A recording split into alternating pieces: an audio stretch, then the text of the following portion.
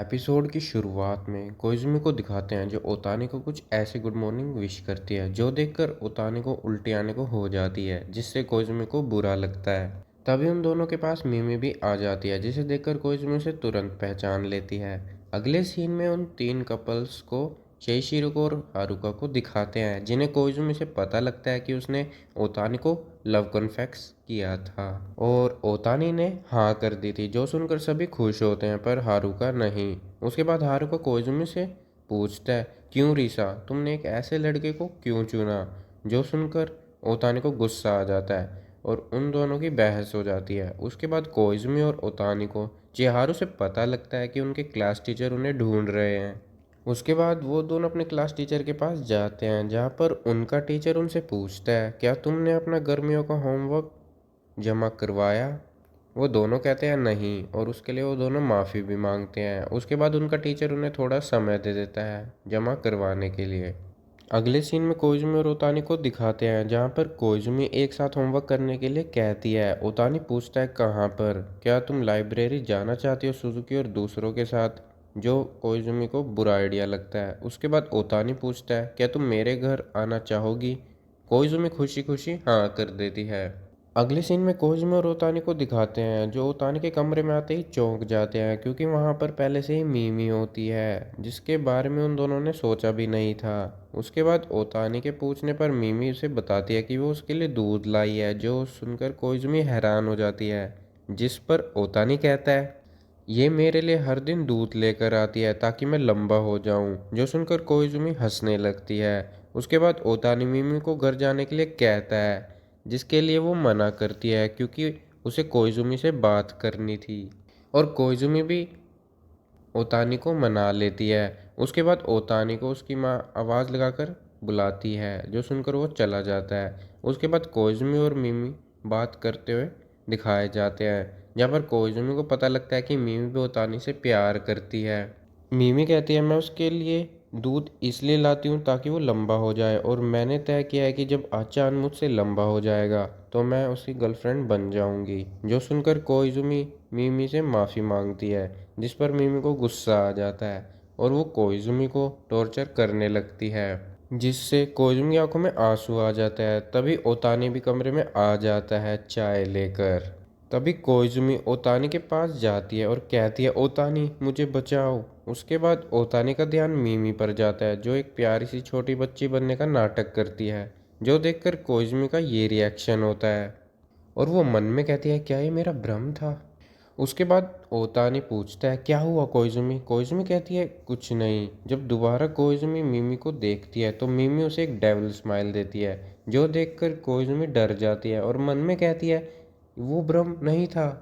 अगले सीन में कोइजुमी को दिखाते हैं, जो मैगजीन पढ़ रही होती है, जहाँ पर उसे पता लगता है कि मिमी एक मॉडल भी है। तभी कोइजुमी के पास नोबू और ओतानी आते हैं, जहाँ पर नोबू कहती है, तो ये ओतानी की पड़ोसन है।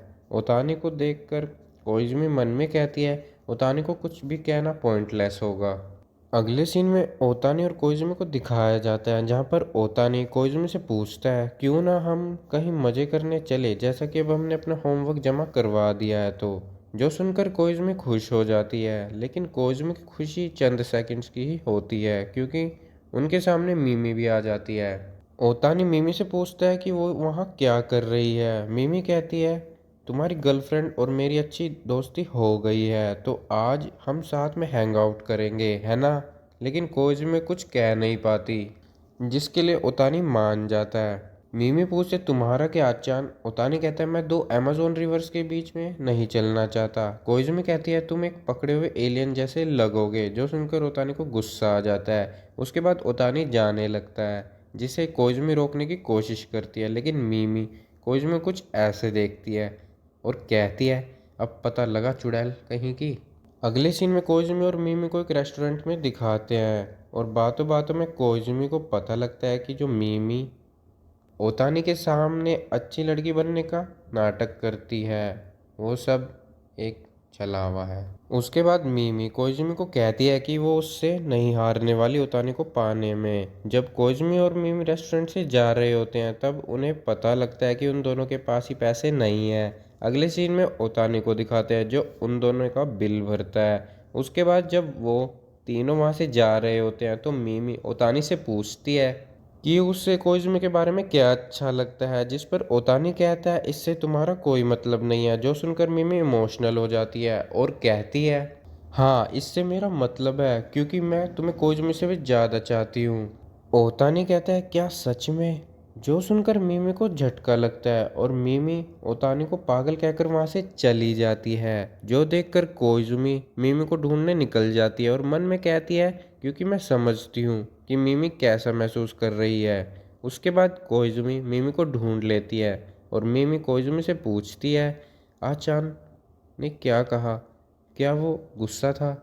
कोइजुमी कहती है नहीं, वो गुस्सा नहीं है। मिमी कहती है लेकिन मैं उस पर चिल्लाई और उसे पागल कहा। मिमी को सपोर्ट करते हुए कोइजुमी भी ओतानी को पागल कहती है, जिस पर मिमी ओतानी के लिए कहती है वो पागल नहीं है। कोई भी एकदम से कंफ्यूज हो जाएगा एकदम से कन्फेस होने के बाद। जब कोइजुमी मिमी को सांत्वना देने की कोशिश करती है तो मिमी कोइजुमी को कहती है ये सब तुम्हारे कारण हुआ, चुड़ैल कहीं की, और बहुत कुछ उल्टा सीधा बोलने लगती है जिसे ओतानी देख लेता है। उसके बारे में मिमी को पता लगता है कि ओतानी उसे देख रहा है।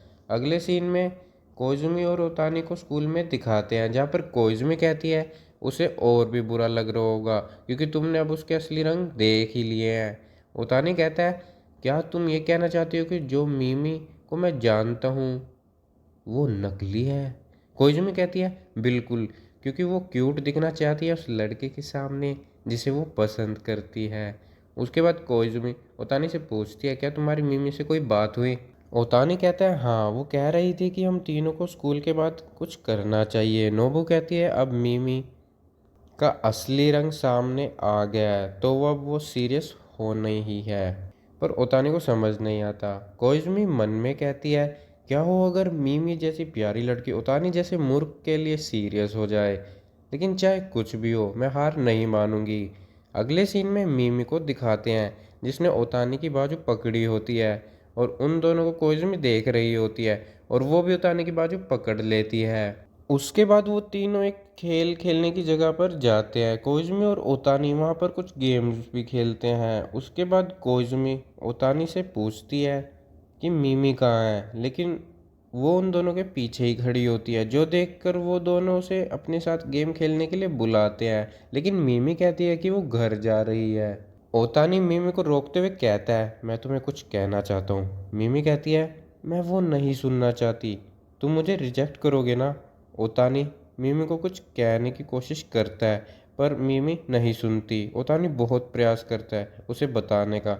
उसके बाद कोइजुमी मिमी को एक मुक्का मारती है।